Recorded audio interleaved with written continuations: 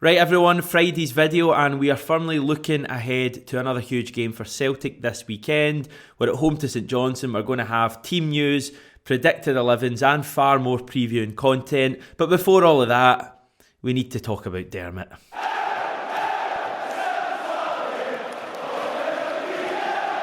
Yes, Celtic's majority shareholder has today broken cover and said a lot of things, and it's those things that we can get our teeth into on today's video before previewing the game against St Johnstone. Now, Desmond started by saying that was a solid start from Tiger Woods, and that birdie on this, those are the wrong Dermot quotes, sorry.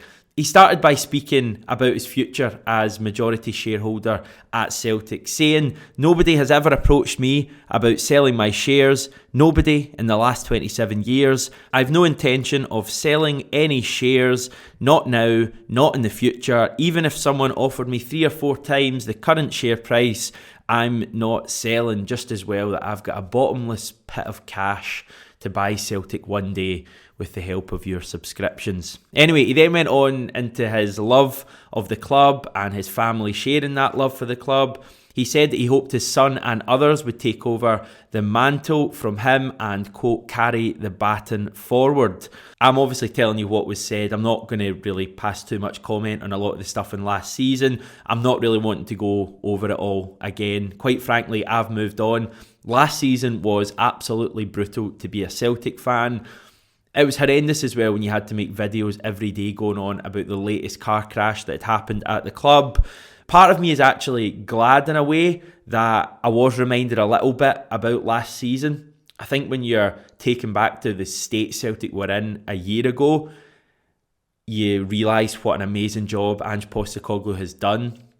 Not just with putting a good football team on the pitch, but just uniting the club. I mean, we're going to Celtic Park tomorrow, and it's going to be amazing. The fans and team are going to be united. The atmosphere is going to be incredible, and we're on the cusp of achieving something amazing, something that seemed improbable, let's just say 12 months ago when we were stumbling around trying to find a manager at that stage last year. So it's easy to forget how bleak things were last year, and this revival for me is all down to Ange and his players.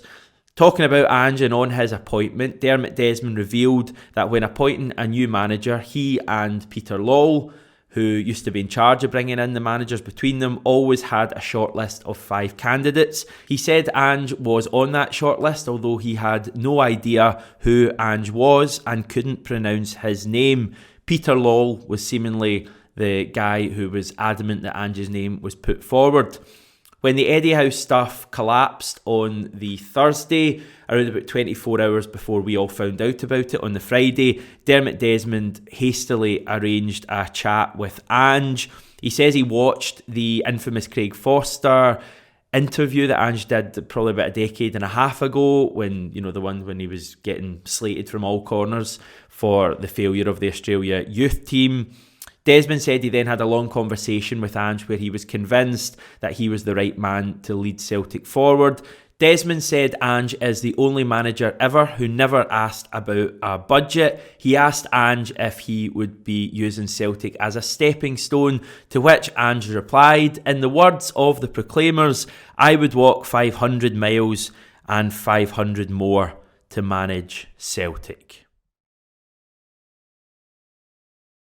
Desmond then reiterated that the manager of Celtic is the one who's always in charge of recruitment. He then had a dig at Rangers following their liquidation and restarting in 2012, presumably a ploy to get the fans on side a bit.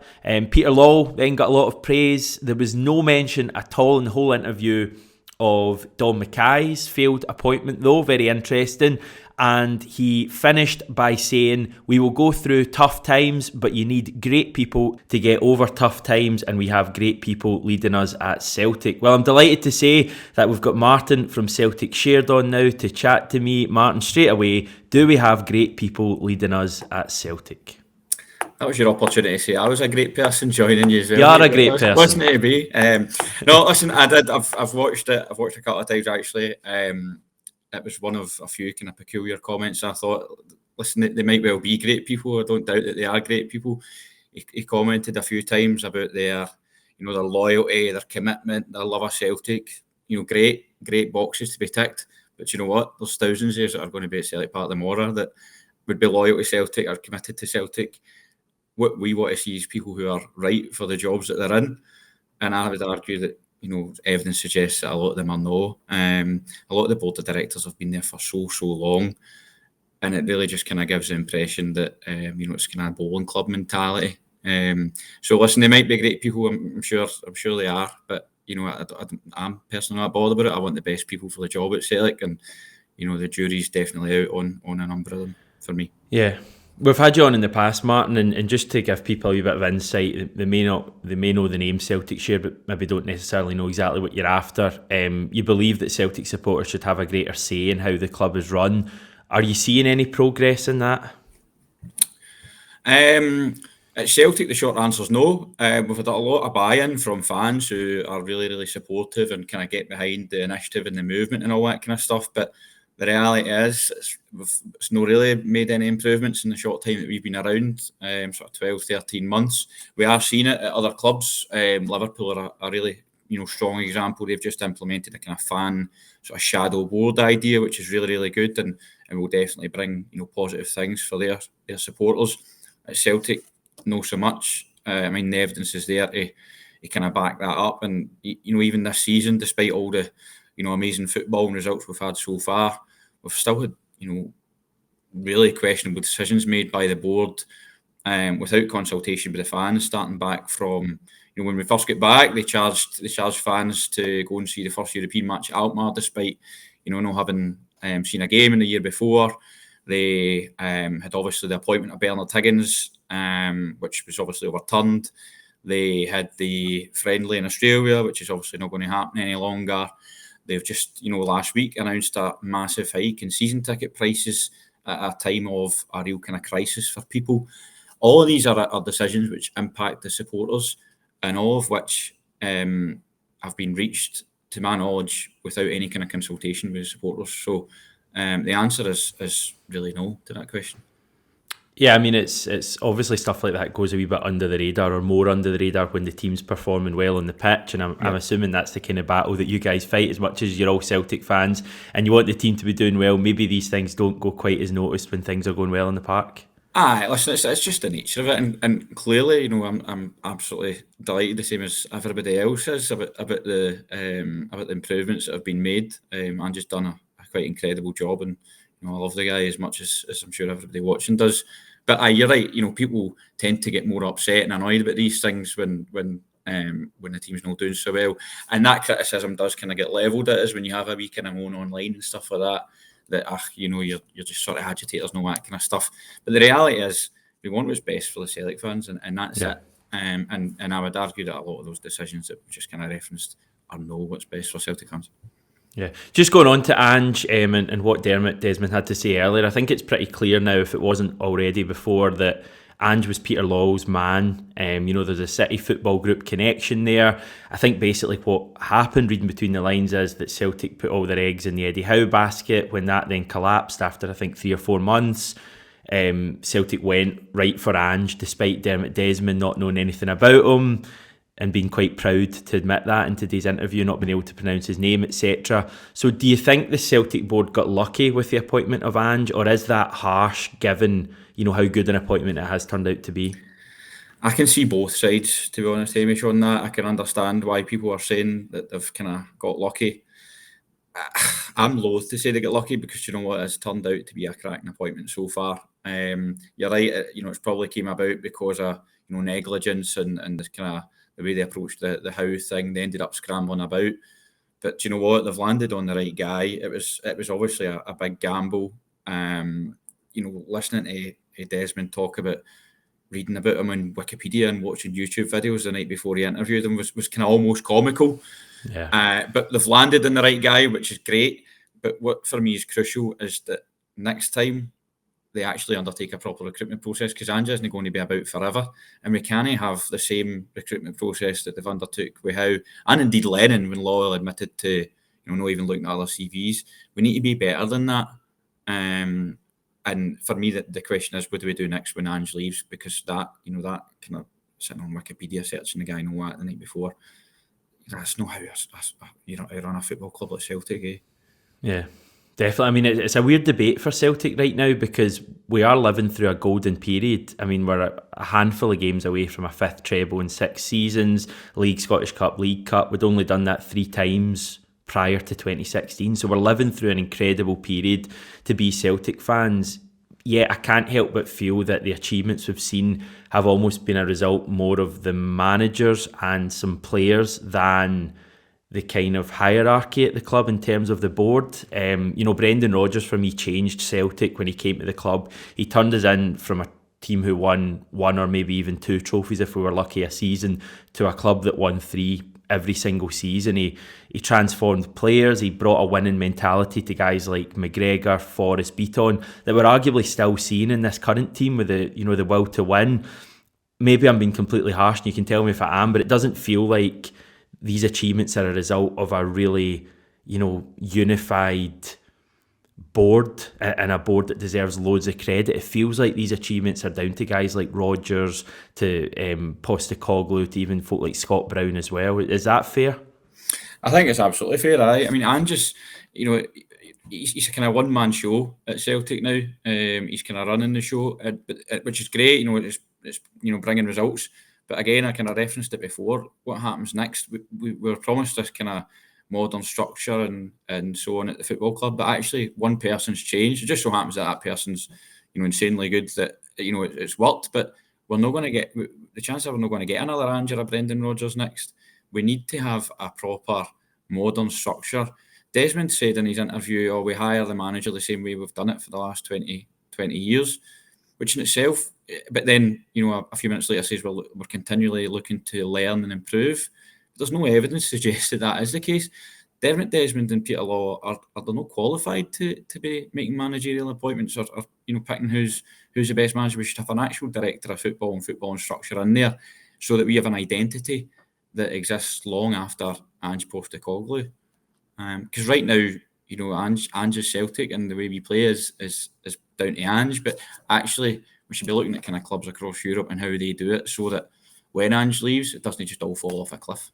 Yeah, I mean, there's an argument at the moment that it's almost great that all the football side of things is Ange because he's just so good at everything, recruitment, unifying the club, obviously putting a team in the park as well. But I agree, it's going forward. What do we do when Ange inevitably does move on? Hopefully not for a wee while yet. A lot of people will be watching this, and I'm always wary in the channel of bringing both sides of how people are feeling, because I very much feel that the interview wasn't particularly great. There was moments I cringed at. The whole Proclaimers reference I don't think was particularly great, and the timing and all that I don't think is great either.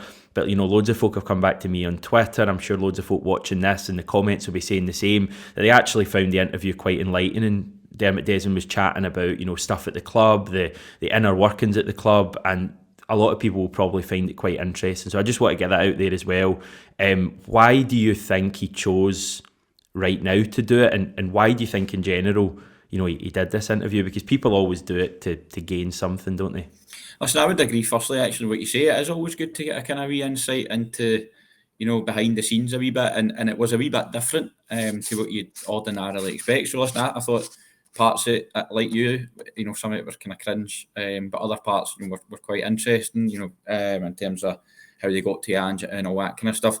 In terms of the timing, initially you think, quite bizarre, but actually when you scratch the surface, we've just won at Ibrox, albeit apparently it was recorded before Ibrox. We're in a good position, so why not now to go and kind of raise your head above the water? Parts of it were quite bizarre to hear, even hear the names of Fraser Forster and Ellie Hussein, Shane Duffy and Neil Lennon. You're like, I thought they were consigned to history. So for him to start kind of talking about them all of a sudden when he's been nowhere for the last 12 months was strange.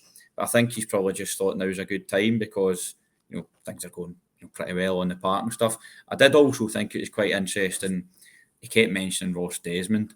I think he saw an opportunity for him to kind of plant the seeds that inevitably he's going to be handing the reins over to his boy, and he couldn't wait to tell us how passionate his son was and how much he loved Celtic and all the rest of it. So I think that was maybe the reason behind it, and he's thought this is a good time to kind of plant that seed. The other thing I would say is he kept talking up Peter Lawwell as well, and maybe this is just me, but there's probably going to be a new chairman at Celtic kind of soon. So I was wondering if there was a link between him talking up Peter Lawwell and a potential replacement for Ian Bankier, but time will tell on that. But I thought that was the only kind of thoughts. It was kind of bizarre timing, I thought. You're very cynical, mate. I love it. It's born that way, mate. Aye, but we'll see how it goes. I think, as I say, people do things for a reason. Maybe the reason was just, to enlighten Celtic supporters, and maybe he felt it was just a good time given that the team is seemingly on the way to regain the title. But we'll wait and see. I guess now we all just get behind Ange and the team tomorrow, another big game, and really looking forward to it. We can go 9 points clear. Absolutely, Saturday 3 o'clock kickoff, hopefully in the sunshine at Celtic Park, nothing better. Yeah, actually, I was reading up earlier, apparently St Johnstone are one of the foreign teams in Scotland now, so it might not be as easy as what would maybe hoped. But hopefully another 3 points and another step closer to getting the title back. So a big thanks to Martin from Celtic Shared there for that chat. Follow them on Twitter. They're at Celtic_Shared. And while we're chatting about good work that's been done, I wanted to give a shout out to North Curve Celtic, who have had a big mental health action week going on this week. They've been drawing attention to the importance of talking, with plenty of graphics like these and a podcast earlier this week.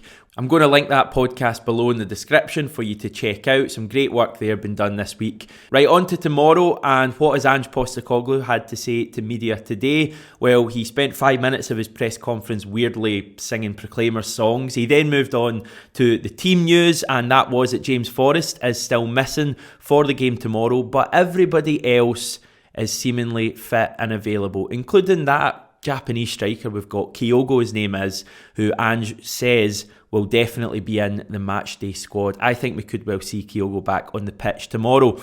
Ange was also keen to point out that this Celtic team is taking nothing for granted going forward. They don't think the league is won. That's hardly a surprise. There's been no sign of any players feeling that way, and Ange says it would have shown in training this week. So that's all good. Team news wise for tomorrow, the 67 Hail predicted 11. We've gone for Joe Hart in goals, a back four of Josip Juranovic, Cameron Carter-Vickers, Carl Starfelt and Greg Taylor.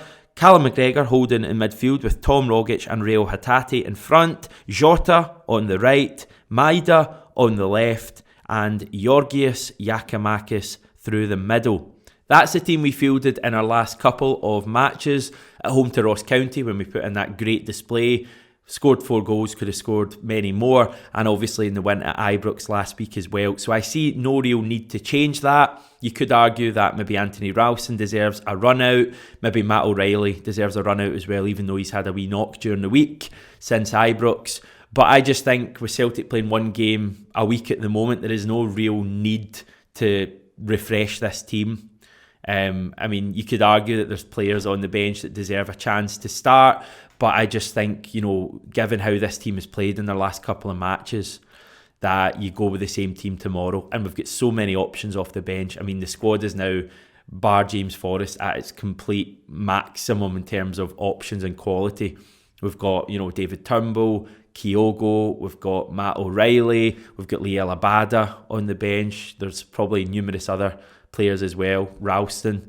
So we've got real options tomorrow, and obviously 5 subs we can make as well. So I think we'll see a lot of important players coming off the bench, and that can only be good news with regards to getting a result tomorrow. Even if things aren't going great and we're maybe toiling a little bit, we have real options off the bench to change it. Just chatting about St Johnstone, as you can see, they're 11th in the league table at the moment. They're not having a great season at all after the glory of winning the Scottish Cup and the League Cup last season, but they're actually not too bad over the last 10 matches. They're 5th in this table for that period, and they've actually won their last 2 on the spin as well. So tomorrow could be very tough. They do have Nadir Chifchi up front, a Celtic invincible legend, most famous for coming on in our defeat to Lincoln Red Imps and actually being probably our best player on that night because he won more than one header.